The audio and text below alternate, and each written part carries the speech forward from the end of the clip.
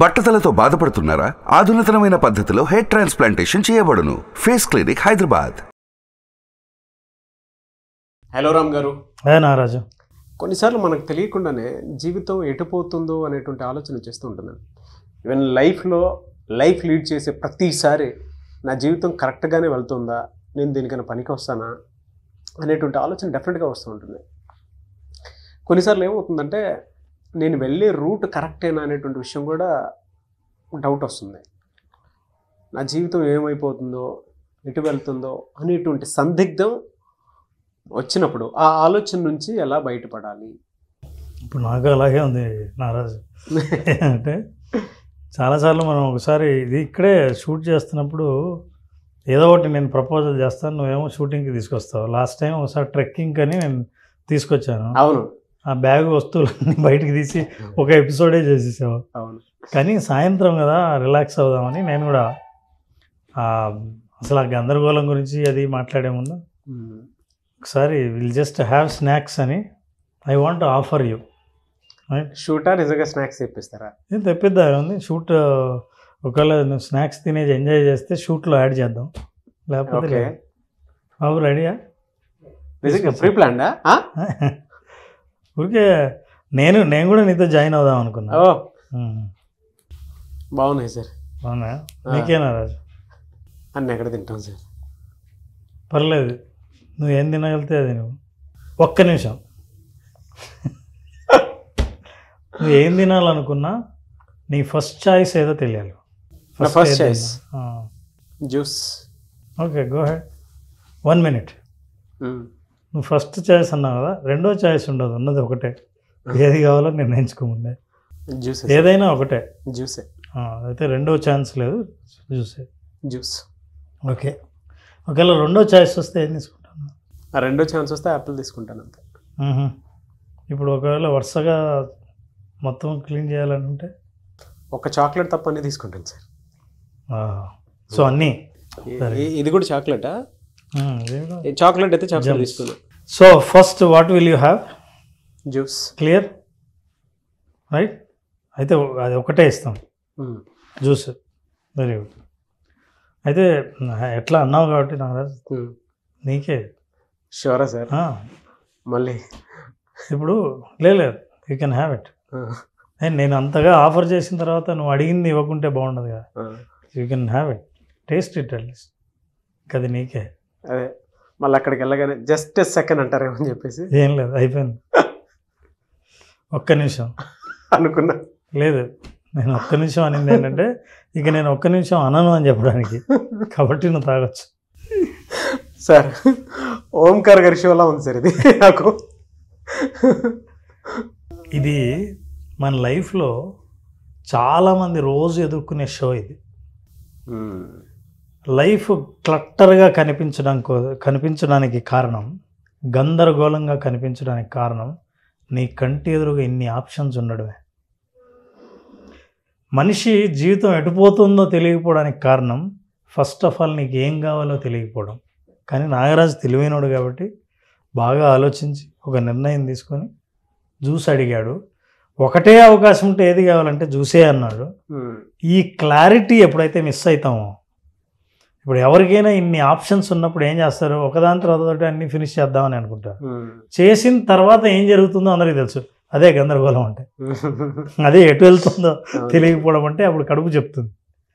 కానీ లైఫ్లో నేను ఏమవ్వాలనుకుంటున్నాను, ఎక్కడికి వెళ్ళాలి, ఏంటి నా లక్ష్యం, నా వాల్యూస్ ఏంటి అని తెలియని వ్యక్తికి ఈ ఆప్షన్స్ చూస్తే మొత్తం క్లట్టర్ ఆప్షన్స్.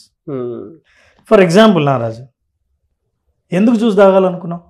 నాకు ఇష్టం సార్. అదే ఇష్టం. ఎందుకు ఇష్టం? సైకలాజికల్ సాటిస్ఫాక్షన్ అండ్ ఫిజియలాజికల్ అంటే మెటబాలిజం సాటిస్ఫాక్షన్కి నాకు అదే బాగా అనిపిస్తుంది. సో అది లక్ష్యం. ఈ లక్ష్యం నీకు ఆల్రెడీ ఉంది కాబట్టి కంటికి కనిపించే ఎన్ని ఆప్షన్లు ఉన్నా ఒక్క చోట ఆగావు, దాని మీదే ఫోకస్ చేస్తావు, అది జ్యూస్. నీకు ఆ లక్ష్యం బలంగా ఉంది కాబట్టి రెండో ఆప్షన్ అన్నా కూడా యాపిల్ పండు అన్నావు.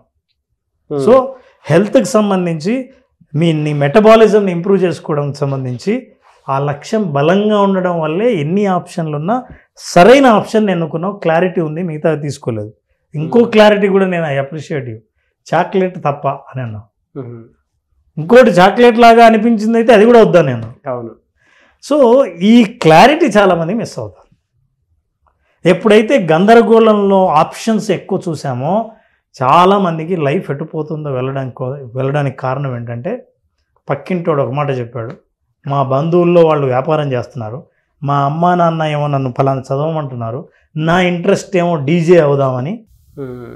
సో ఇన్ని రకాలైన కళలు అన్నీ ఉంటే, ఇన్ని ఆశలు ఉండి కంటి ఎదురు ఇన్ని కనిపిస్తుంటే, నీకు ఏం కావాలి అనే నిర్ణయించుకునే క్లారిటీ, ఫోకస్ లేనప్పుడు నిన్ను డిస్ట్రాక్ట్ చేస్తాయి. ఇప్పుడు నేను బహుశా ఇంకొకరు ఎవరైనా ఈ ప్లేస్లో ఉంటే ఏం కావాలంటే జ్యూస్ అన్నాడు అనుకో, ఏదైనా నీకు ఒక్కటే ఛాన్సు, రెండోది లేదంటే ఆ జ్యూస్ ఎప్పుడైనా తాగొచ్చు, స్వీట్స్ ఉన్నాయి కదా అనుకోవచ్చు. రెండో ఆప్షన్ ఏంటంటే స్వీట్స్ లేకపోతే ఆ సేవరీ స్నాక్స్ తినొచ్చు. కొంతమంది అయితే చాక్లెట్ తీసుకుంటారు. అయితే చాక్లెట్ తీసుకుంటారు. ఇప్పుడు అడుగుతాను, పర్పస్ ఏంటి అని. Taste purpose.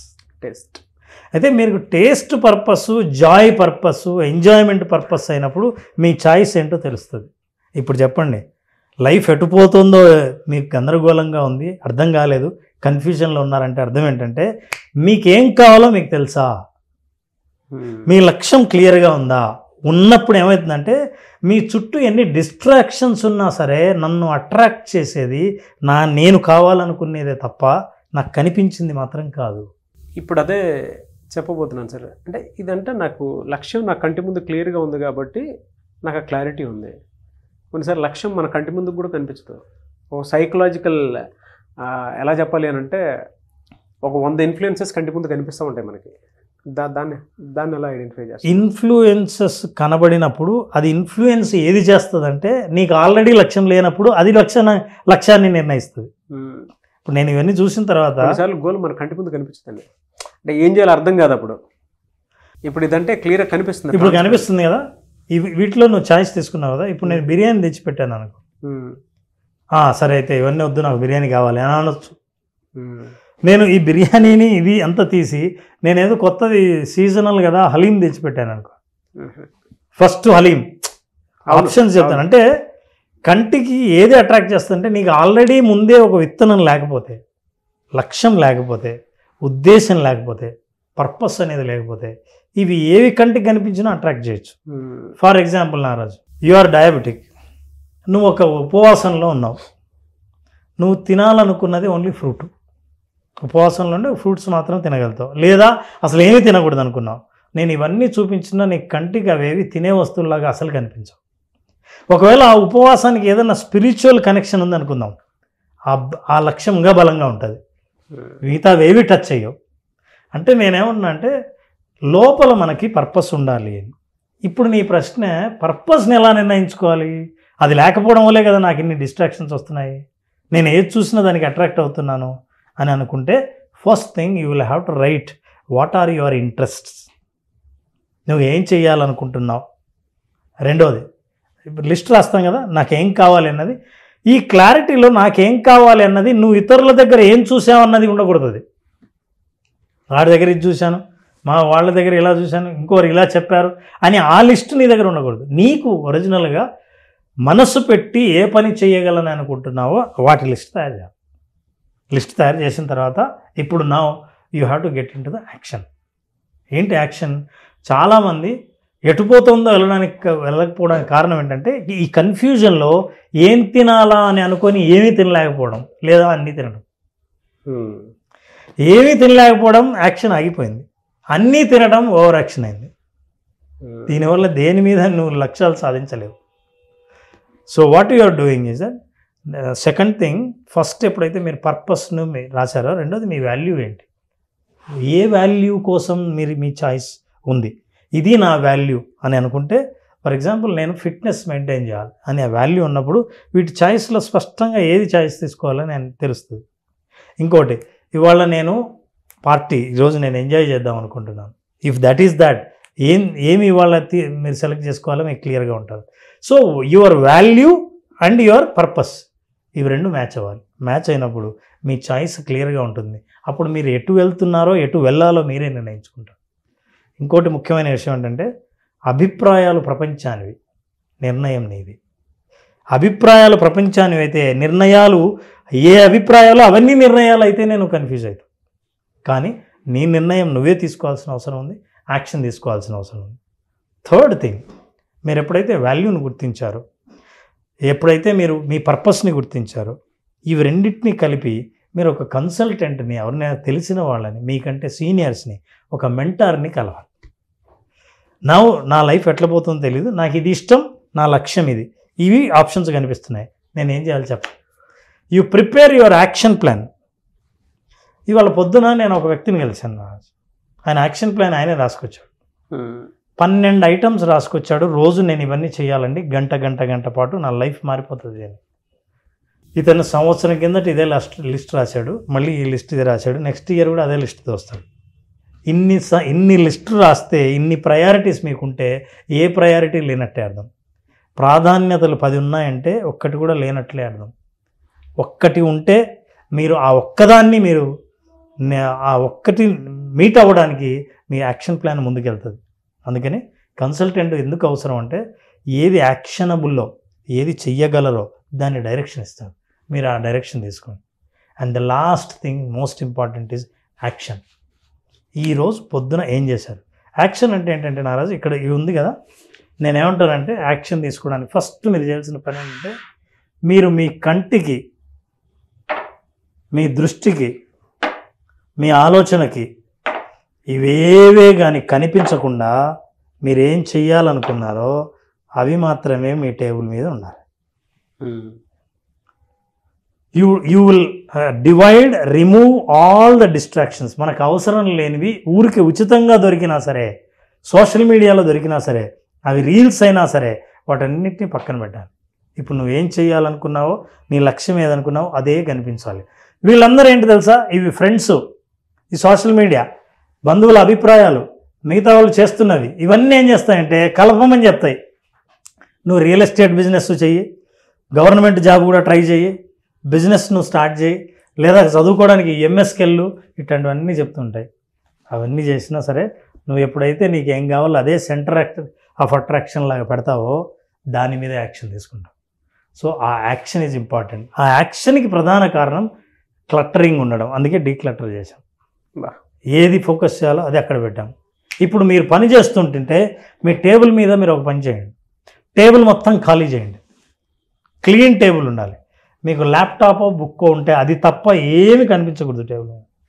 పుస్తకంలో ఒకే పేజీ ఓపెన్ చేయండి, క్లీన్ పేజ్ అయి ఉండాలి. ఆ పేజీలో మీ పర్పస్ రాయండి, దాన్ని ఎదురుగా మీరు చూడండి. మీ యాక్షన్ ప్లాన్ మీకే తట్టకపోతే అడగండి.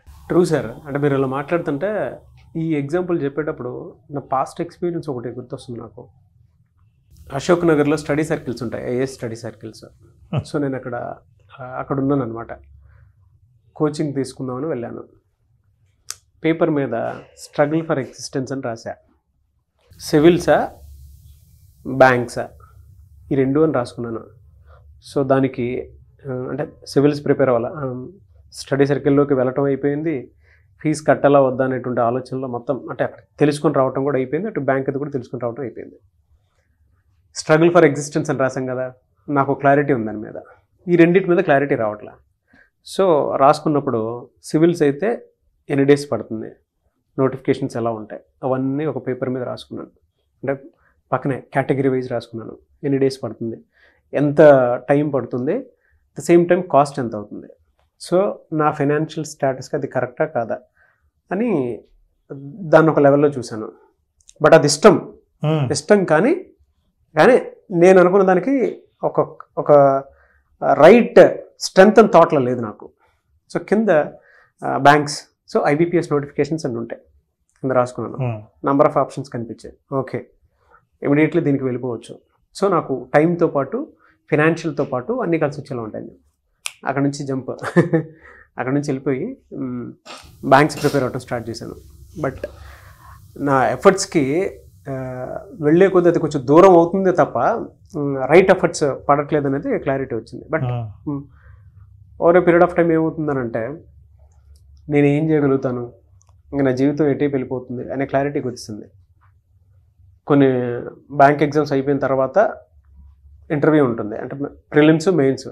మెయిన్స్ క్రాక్ చేస్తే ఇంటర్వ్యూస్కి ఆల్రెడీ రావటం ఒక నాలుగు వరకు వెళ్ళాను. సో ఒకటి సక్సెస్ అయింది, లక్కీగా బయటకు వచ్చాను. బట్ అది వదిలేసాను, అది సెకండరీ, తర్వాత మాట్లాడు. అంటే నేను అనుకున్న టైంకి రాలేదు, నేను వద్దు అనుకున్న టైంకి వచ్చాయన్నమాట నాకు. సో అప్పుడు ఏం చేయాలని మళ్ళీ కూర్చొని అదే పేపరు కుదిరితే దాన్ని డిస్క్రిప్షన్లో అదే పక్కన సైడ్ కుదిరితే వేస్తాను. ఇంట్లో మా ఇంట్లో ఆ బుక్ ఉంది నా దగ్గర ఇప్పటికీ. మళ్ళీ కూర్చున్నాను. సో నేను ఏం చేయగలుగుతానని ఆలోచించాను. చుట్టుపక్కల ఉండేటువంటి వాళ్ళు ఇన్ఫ్లుయెన్స్ బాగా చేశారు. నువ్వు సివిల్స్ ప్రిపేర్ అయితే బాగుంటుంది, నీకున్న నాలెడ్జ్కి కొంచెం ఇన్ టైంలో వచ్చేస్తుంటే వాళ్ళు డిసైడ్ చేయటం కాదు, అసలు నేనేం చేస్తాననే దాని మీద నాకు క్లారిటీ ఉంటుంది కదా. నేను అన్నీ వేరే చేసుకోవాలి. ఇంట్లో నన్ను బయటికి పంపించారు అని అంటే, ఎంఎస్సీ అయిపోయిన తర్వాత నన్ను బయటికి పంపించారు అని అంటే నాకు క్లారిటీ డెఫినెట్గా ఉంటుంది. సో ఇది ఐబీపీఎస్ ఎప్పుడైతే నాకు క్లారిటీ లేకుండా మిస్ అయిందో, మళ్ళీ అదే పేపర్ ఓపెన్ చేసి నేను ఎక్కడి నుంచి ఎక్కడ దాకా వచ్చానో ఏం అవ్వాలనుకుంటున్నాను. సో ఇప్పుడు నేనున్న పరిస్థితుల్లో నాకున్న మెంటల్ ఎబిలిటీకి నేను ఇది చేయగలుగుతానా లేదా అనే క్లారిటీకి వచ్చాను. ఏది మన బ్యాంక్స్ది.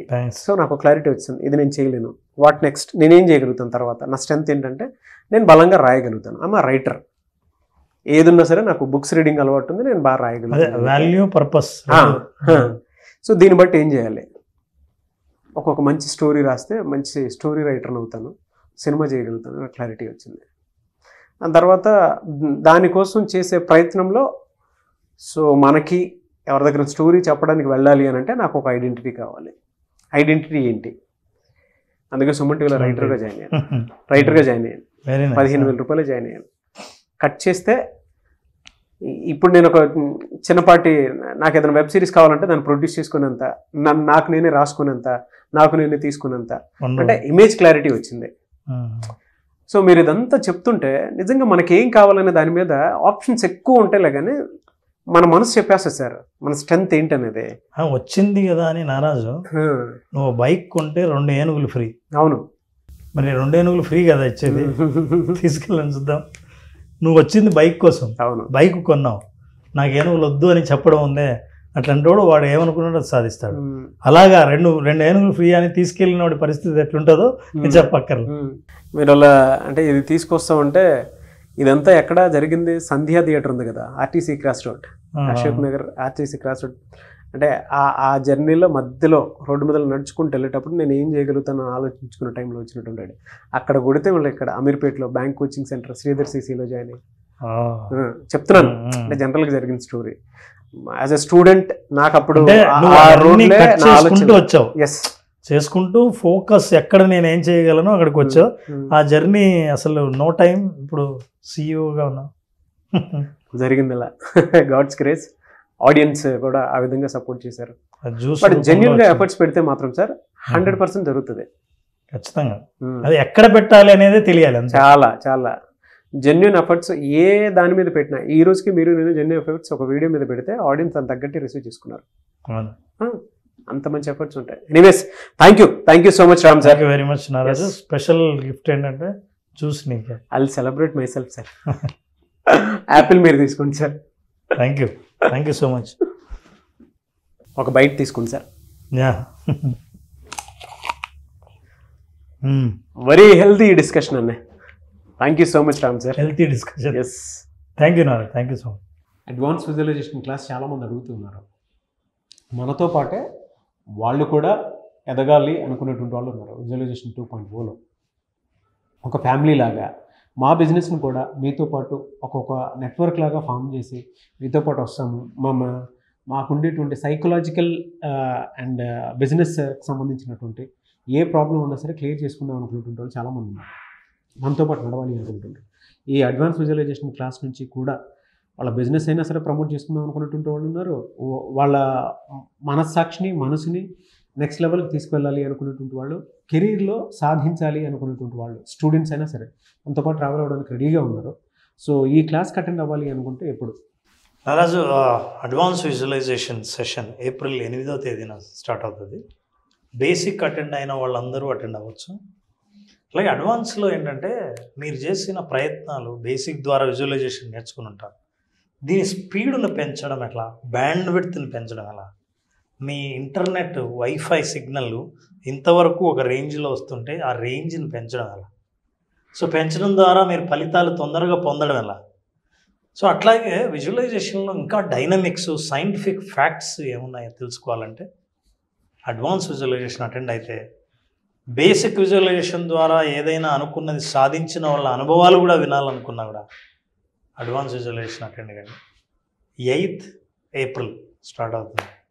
8th April. Anyway sir, thank you so much Ram garu. Thank so you. 8th April advance visualisation class ఉంటుంది. మనం అనుకుంటూ ఉంటాము, చిన్నప్పుడు మనకి స్కూల్లో టీచర్ మన పక్కనే ఉండి మనల్ని గైడ్ చేసినప్పుడు మనం ఎలా అయితే చదువుకుని పైకి రాగలిగామో, ద సేమ్ టైం జీవితంలో ఎదిగేటప్పుడు ఒక మంచి ఫ్రెండ్, ఒక మెంటర్, గైడ్, కోచ్ అవసరం.